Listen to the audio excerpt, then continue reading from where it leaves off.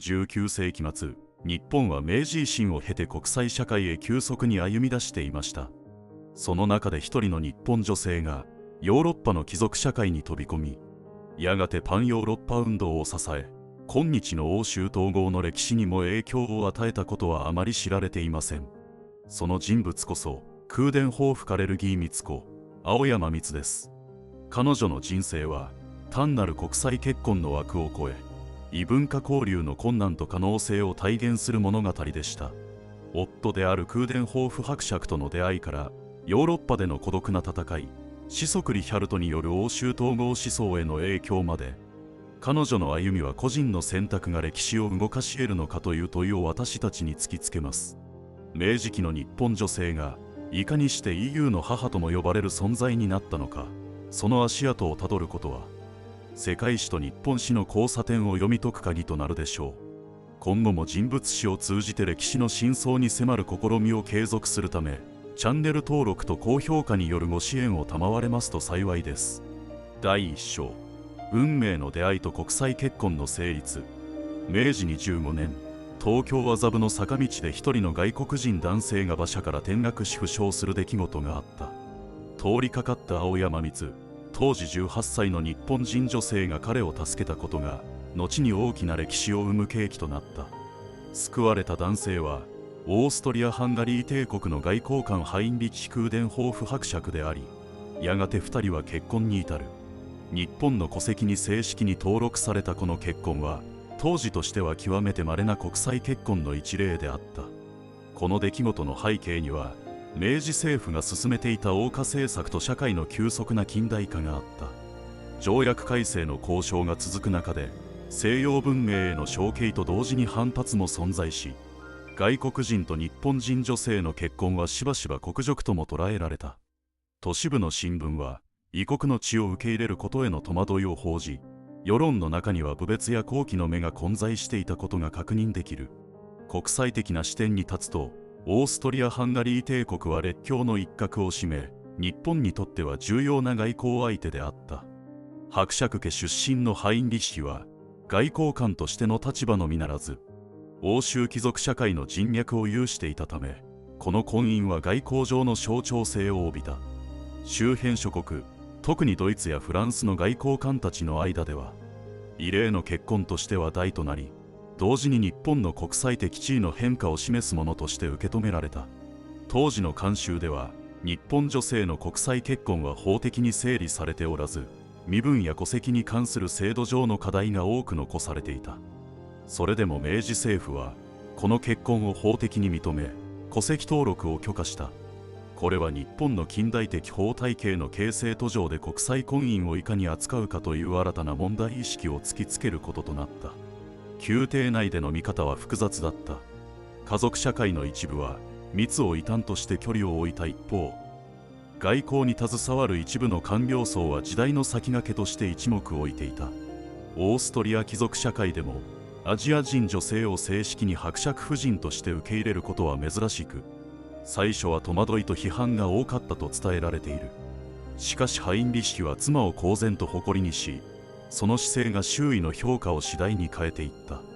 近年の資料解釈では、この結婚は恋愛と偶然だけでなく、近代国家日本の国際的認知と外交文化の試金石として再評価されている。日本女性が自らの意思で国際舞台へと踏み込み、その後の欧州統合史にもつながる家系を築いたことは、ジェンダー史やグローバル史の観点から注目される。つまり、一つの個人的な選択が結果として世界史的な文脈を持つようになったのである。第2章、東欧と異教での生活の始まり。結婚から数年後、青山光は正式に空伝法フカレルギー伯爵夫人としてヨーロッパの大地に足を踏み入れた。新天地はウィーン近郊の領地であり、オーストリア・ハンガリー帝国の支配下にあった。ボヘミア地方、現在のチェコ西部が生活の拠点となった。そこは荘園を中心とした貴族社会がなお根強く残る地域で、明治東京で育った彼女にとっては全く異質の環境であった。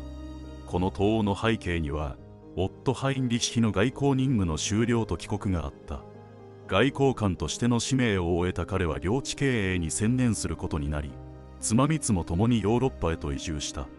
日本では近代化が進みつつも依然として女性の活動範囲が限られていたのに対し、欧州貴族社会には独自の礼儀作法や慣習が存在した。彼女はその中で婦人としての立場を守るため、言語やマナーを必死に学んだと伝えられる。国際関係の文脈で見ると、オーストリア・ハンガリー帝国はドイツ帝国やロシア帝国との複雑な関係の中にあり、その外交的立場は微妙であった。貴族社会においても東アジア出身の女性が伯爵夫人となることは異例であり、周辺諸国の外交官や貴族たちは好奇心と懐疑の目を向けた。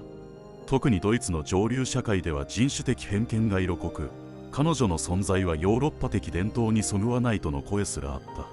当時の民衆感覚はさらに複雑だった。荘園に暮らす農民や使用人たちは初めて見る東洋の女性に驚きつつも、やがて領主夫人として受け入れていったとされる。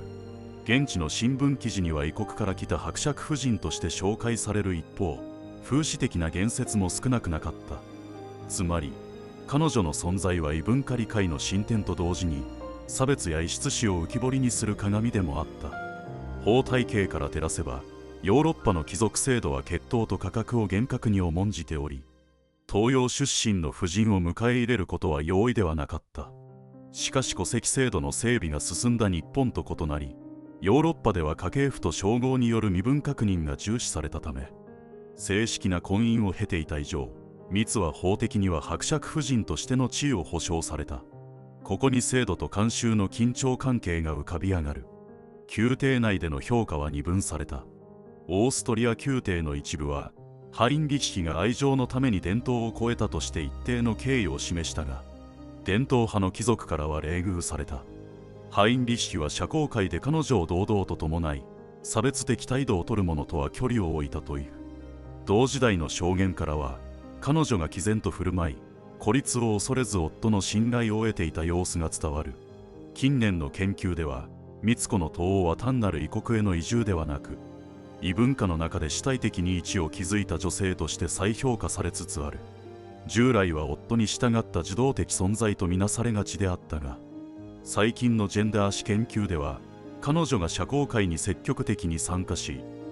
子どもたちの教育方針にも強い影響を与えたことが指摘されている。つまり、異教での生活は彼女の試練であると同時に、次世代の思想形成に直結する基盤でもあった。第3章、子育てとリヒャルトへの思想的影響。ボヘミアの領地での生活において、空伝法フカレルギー・ミツコが最も注力したのは子どもたちの教育であった。彼女は7人の子を設け、その中には後にパンヨーロッパ運動を提唱するリヒャルト・空伝法フカレルギーが含まれていた。母としての役割は単に家庭を守ることにとどまらず、東洋と西洋の価値観を佳境する教育的実践に直結していた。その背景には、当時のヨーロッパにおける国民国家の台頭と民族主義の高揚があった。ドイツやオーストリアでは民族対立が社会不安を増幅させており、貴族社会に生まれた子供たちも自分は何者かという問いを早くから意識させられた。美津子は日本的な家族観や和の精神を説きながらも、ヨーロッパの教育制度を取り入れ、子供たちに複数言語を習得させた。この教育方針が後にリヒャルトの多民族共存のヨーロッパ思想の基盤となったとされる。周辺諸国との関係に目を向ければ、美津子の家庭は外交的な社交場でもあった。ハインリッヒ伯爵が外交官として築いた人脈には、ドイツ帝国やフランスの要人も含まれており、子供たちは国際的な客人と接触する機会に恵まれた。その中で母としての美津子は、礼儀や交渉の姿勢を実践的に示し、国際感覚を養わせた。つまり、彼女は家庭を小さな外交学校として機能させていたのである。民衆の感覚としては、伯爵家の子供たちは領地の農民にとって遠い存在であったが、東洋の母を持つという特異性はしばしば話題となった。農民たちの証言には、美津子が子供を連れて領地を視察し、親しげに声をかけていた姿が残っており、こうした振る舞いが彼女への信頼を深めていった。つまり、社交界では異質視された彼女が、庶民からは気さくな領主夫人として受け入れられていたのである。王権構造に基づけば、教育は貴族家の名誉と直結しており、子息たちの進路は家計の存続に関わる重要課題であった。美津子は伝統的なヨーロッパ貴族教育を尊重しつつ、自らの出自に基づく東洋的価値を融合させた。この点で彼女は制度の枠内に従うだけではなく、自らの文化を再解釈して子育てに生かしたと言える。宮廷内や社交界の見方では、子供たちが学問や語学に優れることから母美津子の教育熱心さが注目された。同時代の証言には、彼女を東洋的な静筆さと西洋的な知性を併せ持つ母と評するものがある。貴族層の間でも単に違法の婦人ではなく、教育者としての資質を認める声が増えていった。歴史学では再評価が進んでおり、近年の研究はリヒャルトの欧州統合思想は父ハインリッヒの外交経験よりも母美津子の多文化的教育方針に負うところが大きいと指摘する。つまり母の存在が思想形成において決定的役割を果たしたという見解が強まっている。従来は欧州的文脈だけで語られてきたパンヨーロッパ運動をグローバル史的な視点から再解釈する動きが進んでいるのである。第4章、オット・ハインリッヒの死と未亡人としての苦闘。1906年、美津子にとって最大の試練が訪れた。オット・ハインリッヒ・クーデンホーフ伯爵が病により急逝したのである。まだ40代後半という若さでの死は、伯爵家の存続と領地経営に大きな不安をもたらした。美津子は36歳で7人の子を抱え、しかも異教の地で未亡人伯爵夫人として立つことを余儀なくされた。この出来事の背景には、オーストリア・ハンガリー帝国そのものが揺らぎつつあった時代状況があった。民族対立と政治的不安定化が進み、農村経済もまた停滞していた。領主の急死は、貴族社会にとってはただの支持ではなく、地域秩序に直結する問題であった。伯爵夫人となった美津子は、家政と領地を取り仕切る責務を背負い、社会的にも注目される立場に立たされた。周辺諸国との関係も、この時期に変化を見せた。未亡人となった彼女の立場は、外交的な後ろ盾を失ったことを意味したため、貴族社会の中で孤立する危険をはらんでいた。しかし彼女は、かつて夫が築いた人脈を生かし、ドイツやフランスの友人たちと交流を保ち続けた。中でもウィーンの知識人サークルに子息リヒャルトを送り込むことで、息子の将来をつなぎ止めようとした努力が確認されている。当時の民衆の感覚は複雑だった。領地の農民たちからは東洋の伯爵夫人が孤軍奮闘しているという同情と尊敬が寄せられた一方、都市部の新聞はアジア出身の未亡人が領地を守るのは無理ではないかと冷笑的に報じた例もある。つまり庶民と都市知識層とで美津子の評価は大きく分かれていたのである。当時の制度的枠組みに照らせば、未亡人はこの青年まで財産と領地の管理権を持つことができた。しかし女性が経済と政治の実務を担うことには大きな制約があった。美津子はその限界を理解しつつも、実際には会計やの地経営に深く関与し、伯爵家を守り抜いた。ここには制度と慣習の狭間で主体的に動いた女性の姿がある。宮廷内や貴族層での見方は次第に変わっていった。はじめは違法の未亡人として距離を置かれたが、時間の経過とともに毅然とした家長として一目置かれるようになった。同時代の証言には毅然とした態度と母性愛を併せ持つ未亡人としての美津子像が描かれており、批判と尊敬が交錯していたことがわかる。歴史学の近年の再評価では、この時期の美津子は消極的な遺族ではなく能動的な家政家であったと位置づけられている。夫の死後に彼女が示した行動力は、ジェンダー研究の観点からも注目され、女性が家計と領地を維持する主体となり得ることを証明する事例として取り上げられることが多い。従来の支える妻というイメージから、むしろ危機を乗り越える家長としての姿が強調されるようになっている。第5章、第一次世界大戦と激動の時代。1914年、サラエボ事件を契機に第一次世界大戦が勃発すると、美津子の生活は再び大きな転機を迎えた。彼女が暮らしていたオーストリア・ハンガリー帝国は戦争の中心国となり、領地経営や家族の暮らしも軍事動員と経済統制の影響を直接受けることになった。7人の子のうち数人は従軍し、家族は戦火のただ中に引き裂かれていった。この出来事の背景には、帝国そのものが抱える構造的矛盾があった。多民族国家であるオーストリア・ハンガリーは戦時下で民族対立をさらに激化させ、帝国の基盤を揺るがしていった。戦争は領地の農村社会を疲弊させ、美津子は未亡人として食料不足と徴発に直面する農民の不満を調停しなければならなかった。農民の声には領主婦人は我々と同じ苦境にあるという共感もあれば、外国出身の婦人が我らを理解できるのかという疑念も混ざっていた。周辺諸国との関係も彼女の家庭を揺るがした。ドイツ帝国やオーストリアは同盟関係にあったが、フランスやイギリスは敵国であり、国際結婚によって築かれた人脈の多くが断ち切られた。美津子はかつて外交官の妻として築いた交流を失い、孤立を深めていった。特に戦後、敗戦国の貴族であることは社会的地位の低下を意味し、伯爵夫人としての威信は大きく揺らいだ。制度的に見れば、戦時経済体制は領主階級の特権を大幅に制限した。徴兵制と軍需動員は領地を維持する余力を奪い、美津子は家政において物資の配給制度を駆使しながら家族を支えることを強いられた。ここで彼女は単なる貴族婦人ではなく戦時下の管理者としての役割を果たしていたのである。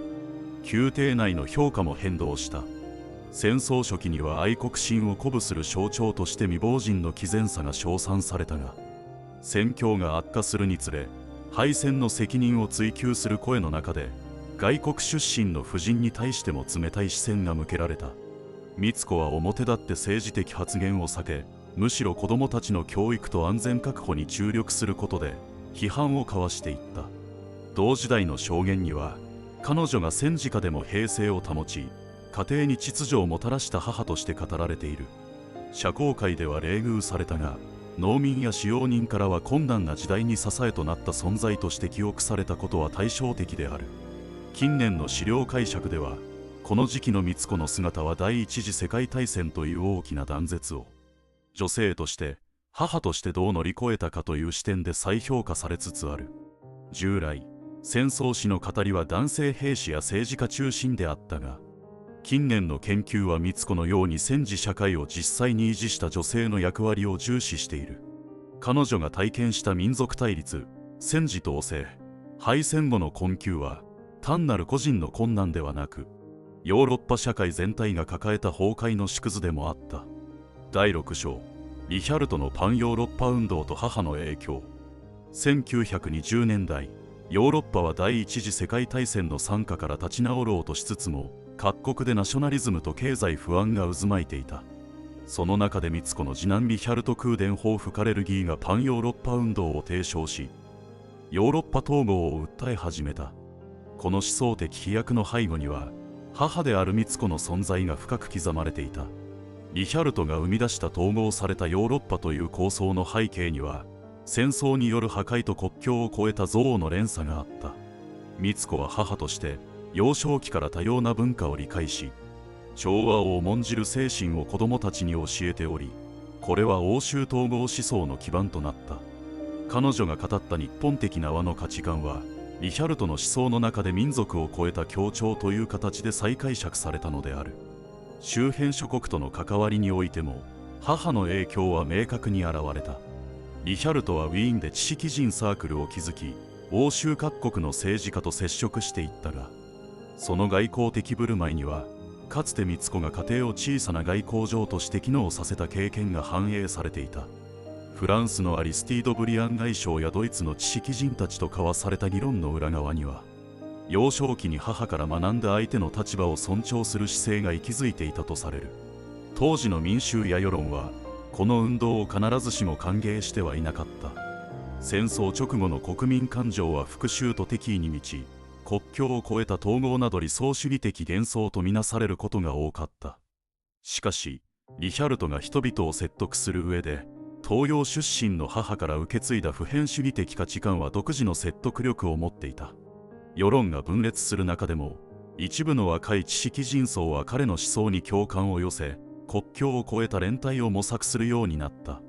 王権構造に基づけば、パンヨーロッパ運動は伝統的な国家主権の枠組みに挑戦するものであった。母美津子が自らの身で体験した国境を越える結婚と生活の困難は、制度の限界を示すものであり、息子にとっては国家や民族を超える必要性を裏付ける実例となったのである。宮廷内や国際政治の世界では、リヒャルトは一部の政治家から無双家と批判されたが、同時に異例の伯爵の子として注目された。ここで美津子の存在はしばしば話題となり、東洋の母を持つ国際的思想家という独自性がリヒャルトの知名度を高める要素にもなった。彼女の存在は否定的に語られることもあったが、同時代の知識人からは母から継承した文化的多様性が彼の視野を広げていると評価されていた。近年の研究では、リヒャルトの思想の核心に母美津子の教育方針があったことが強調されるようになった。以前は彼を欧州の文脈だけで語る傾向が強かったが、歴史学では再評価が進み、パンヨーロッパ運動は日本人女性の思想的影響を受けた最初の国際統合思想であるという新たな見解も登場している。すなわち、美津子は直接的に政治活動を行わなかったものの、その思想的遺産はこう通じてヨーロッパ史に刻まれたのである。第7章、晩年と EU の母としての再評価。第一次世界大戦後のヨーロッパは、帝国の崩壊と新たな国民国家の誕生によって激動していた。美津子は戦後の混乱の中でも子供たちを支え続けたが、伯爵夫人としての地位は先輩国の没落とともに揺らいだ。経済的にも困窮し、社交界から遠ざかる生活を余儀なくされたものの、彼女は最後まで毅然とした態度を崩さなかった。晩年の美津子は、表立った活動こそ行わなかったが、家庭を通じて次世代へ文化的思想的遺産を残すことに集中した。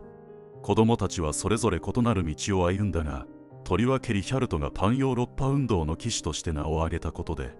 美津子自身も新たな評価を得ることとなった。母の存在は、単なる私的な背景ではなく、思想形成の根幹として再び注目され始めたのである。当時の周辺諸国の政治家や知識人の間でも、リヒャルトが東洋の母を持つことはしばしば話題になった。フランスの外交官ブリアンは、国際会議の場でリヒャルトを世界的視野を持つ若き思想家と評したが、その背後に母の影響を指摘する声もあった。一方、ナチスドイツの台頭期には血統的に純粋ではないとして攻撃対象となり、その矛先が母の出自に向けられることもあった。美津子はそのことに深い苦悩を抱えながらも、公には沈黙を守り続けた。民衆レベルでの記憶は異なる。領地の農民たちの証言には、彼女を慈悲深い婦人として記憶する声が残っている。社交界からは冷遇された一方で、身近な人々の間では困難な時代に寄り添った貴族婦人として親しまれた。つまり、彼女の評価は社会階層によって大きく異なっていたのである。制度的観点から見れば、第一次世界大戦後のヨーロッパは貴族の特権が解体され、封建的身分制度が終焉に向かっていた。そのため美津子も伯爵夫人としての制度的権威を失ったが、逆にそのことが彼女を一人の女性として再認識させる契機となった。称号を超えた存在として、美津子は国境を越えた女性の先駆者として再評価され始めたのである。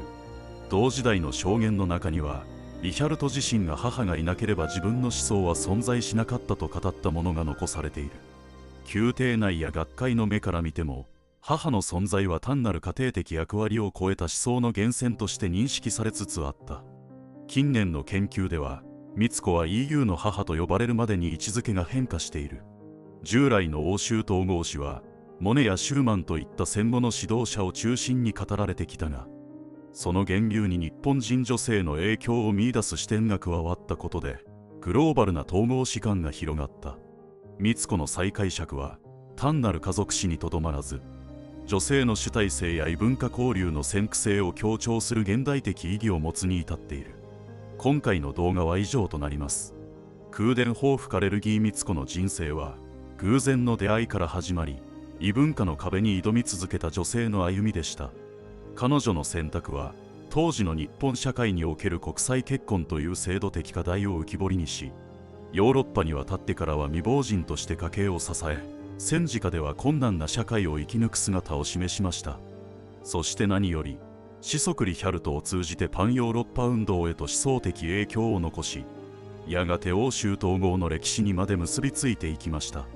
歴史的に見れば、美津子は決して一国の政治家や軍人のように直接的な権力を行使したわけではありません。しかし文化と価値観を伝える母としての役割が国際的思想の形成に影響を与えたことは、歴史における個人の選択と制度の力との関係を考える上で重要な問いを投げかけています。もし彼女が結婚という決断をしなければ、あるいは異教での教育方針を変えていたなら、ヨーロッパの統合史は異なる形をとっていたのかもしれません。現代の私たちにとって美津子の人生は、個人の行動が歴史の大きな流れにどのようにつながるのかを考える格好の事例となります。そしてまた異文化理解の困難さと可能性を改めて問い直すきっかけを与えてくれます。美津子はその象徴として今もなお EU の母と呼ばれ続けているのです。最後までご視聴いただきありがとうございます。本シリーズの継続とさらなる歴史分析の進化のため、チャンネル登録および高評価をいただければ光栄です。それではまた次の話でお会いしましょう。ご視聴ありがとうございました。よろしければチャンネル登録、高評価をお願いいたします。